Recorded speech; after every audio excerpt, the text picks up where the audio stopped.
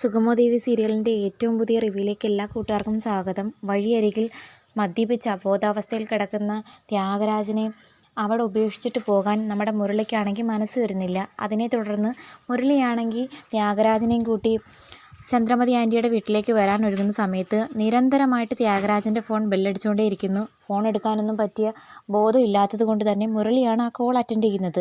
Call attend ചെയ്യുമ്പോൾ ആ വ്യക്തി പറഞ്ഞത് ഇങ്ങനെയാണ്: ദേവികയെ കൊല്ലാമെന്ന് വാക്ക് പറഞ്ഞിട്ട് ഇപ്പോൾ ദേവികയെ ജയ് വിളിച്ച് നടക്കാൻ തനിക്ക് നാണമില്ലേ എന്നാ താൻ ആ പ്ലാൻ തയ്യാറാക്കുന്നതെന്ന്.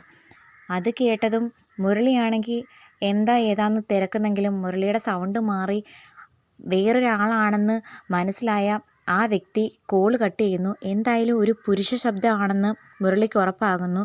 ചന്ദ്രമതി ആൻറ്റിയുടെ വീട്ടിൽ കൊണ്ടുവന്നാക്കിയ ത്യാഗരാജന് ബോധമില്ലാത്തത് കൊണ്ട് തന്നെ അയാളോട് അതിനെപ്പറ്റി ചോദിക്കാനൊന്നും മുരളിക്കാകുന്നുമില്ല. എന്നാൽ എല്ലാ സത്യങ്ങളും മുരളിയാണെങ്കിൽ ചന്ദ്രമതി ആൻറ്റിയോട് പറയുന്നു. താൻ കൂട്ടിക്കൊണ്ടുവന്ന വഴിക്ക് ത്യാഗരാജൻ്റെ ഫോൺ ബെല്ലടിച്ചതും ആ വ്യക്തി പറഞ്ഞ കാര്യങ്ങളൊക്കെ കേട്ട് ചന്ദ്രമതിക്കാണെങ്കിൽ വിശ്വസിക്കാൻ പറ്റുന്നില്ല. ത്യാഗരാജൻ ആളാകെ മാറി എന്നാണ് ഞാൻ ശരിക്കും വിശ്വസിച്ചത്. ദേവികയുടെ വിജയത്തിന് വേണ്ടി ആത്മാർത്ഥമായി അവൻ പ്രവർത്തിച്ചിരുന്നല്ലോ, പിന്നെന്തിനാണ് അവൻ ദേവികയെ കൊല്ലാൻ വേണ്ടി കൊട്ടേഷൻ ഏറ്റെടുത്തത്? എന്തായാലും ഇതിന് പിന്നിൽ എന്തൊക്കെയോ ചതിയുണ്ട് ആൻറ്റി.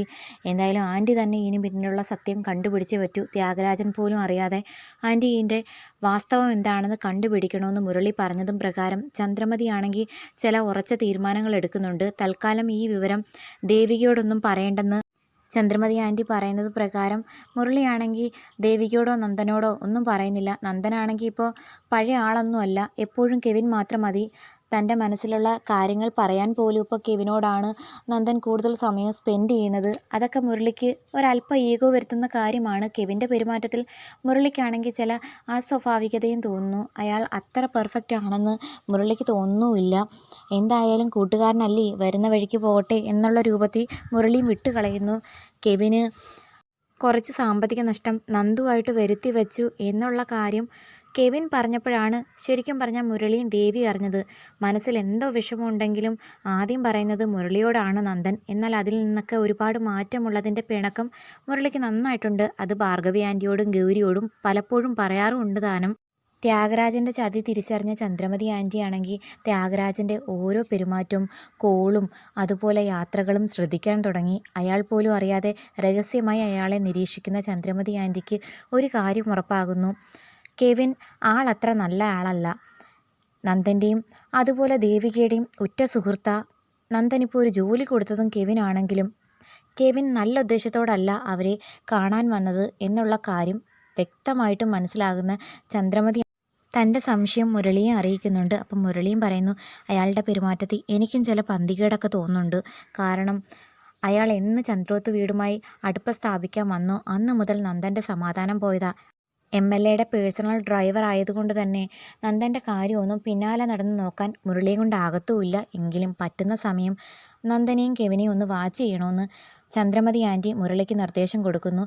ശേഷം നമ്മുടെ ത്യാഗരാജനോട് തോക്ക് കാണിച്ച് ഭീഷണിപ്പെടുത്തി എല്ലാ കാര്യങ്ങളും ചോദിച്ചറിയുന്നുണ്ട് ചന്ദ്രമതി. അതായത് കെവിനും നീയും തമ്മിലുള്ള ബന്ധം എന്താണ്, കെവിൻ നിന്നെ ദേവികയെ കൊല്ലാൻ വേണ്ടിയിട്ട് കൊട്ടേഷൻ തരാൻ വേണ്ടിയിട്ട് എന്താണ് നിങ്ങൾ തമ്മിലുള്ള രഹസ്യബന്ധം എന്നൊക്കെ പറയുമ്പോൾ ആദ്യമൊന്നും ത്യാഗരാജൻ ഇത് സമ്മതിക്കുന്നില്ല. എങ്കിലും ചന്ദ്രമതി ആൻറ്റി രൗദ്രത്തോടെ ചോദിക്കുന്ന സമയത്ത് ചന്ദ്രോത്ത് വീട്ടുകാരോടുള്ള പക ചേച്ചിക്ക് അറിയാവുന്നതല്ലേ. അളിയൻ്റെ മരണത്തിന് ശേഷം എങ്ങനെയെങ്കിലും ചന്ദ്രോത്ത് വീട്ടുകാരെ തകർക്കണം എന്ന ഒറ്റ ലക്ഷ്യം മാത്രമേ എനിക്കുള്ളായിരുന്നു. ആദ്യമൊക്കെ തനൂജ എനിക്ക് സപ്പോർട്ടായിരുന്നെങ്കിലും പിന്നെ ചേച്ചിയും തനൂജയും വിട്ടുമാറി. പക്ഷേ എൻ്റെ മനസ്സിലെ പക ഇപ്പോഴും കെട്ടടങ്ങിയിട്ടില്ല. അവരെ തകർക്കാൻ വേണ്ടി ഏത് ശത്രു എൻ്റെ കൂടെ സഹായം ചോദിക്കാൻ വന്നാലും ഞാൻ അവരോടൊപ്പം നിൽക്കും. അല്ലാതെ ശത്രുതയുടെ പിന്നിലെ രഹസ്യം എന്താണെന്നും എനിക്കറിയില്ല. അവൻ എനിക്കൊരു കൊട്ടേഷൻ തന്നു.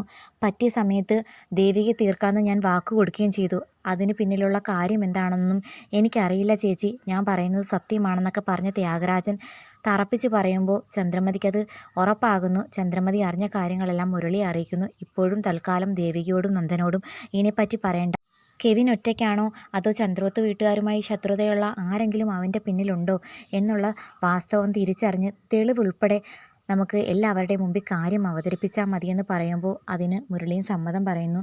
അങ്ങനെ മുരളിയും ചില കാര്യങ്ങളൊക്കെ കണ്ടുപിടിക്കുന്നു. അതായത് നന്ദൻ്റെ ഡിപ്രഷൻ്റെ കാരണം ഓഫീസിലെ ഫിനാൻഷ്യൽ ക്രൈസിസ് ഒന്നും അല്ല, പകരം ഋഷിയെ കൊന്നു എന്നുള്ള പേരിനുള്ള ഡിപ്രഷൻ ആയിരുന്നു എന്നും ഋഷി ശരിക്കും മരിച്ചിട്ടില്ല, കെവിനും ഋഷിയും കൂടെ ചേർന്ന് നന്ദനെ പറ്റിക്കുകയാണെന്നുള്ള കാര്യമൊക്കെ തിരിച്ചറിഞ്ഞ് മുരളിക്ക് ഒരു കാര്യം ഉറപ്പാകുന്നു.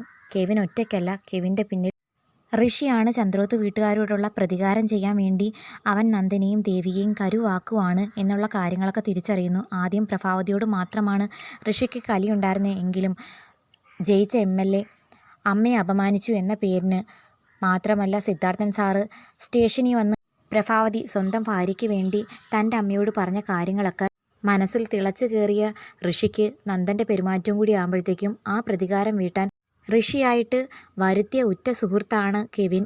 നന്ദൻ്റെയും ദേവികയുടെയും സുഹൃത്തായതുകൊണ്ട് തന്നെ അവനെ തൽക്കാലം അവർ അവിശ്വസിക്കില്ല, വിശ്വസിക്കുമെന്ന് ധാരണയിൽ കെവിൻ്റെയും ഋഷിയുടെയും ചതി മുരളിയും ചന്ദ്രമതിയും കൂടെ കണ്ടുപിടിക്കുമ്പോൾ ചന്ദ്രോത്ത് വീട്ടിലെ എല്ലാ പ്രശ്നങ്ങൾക്കും ഒരു അവസാനമാകും.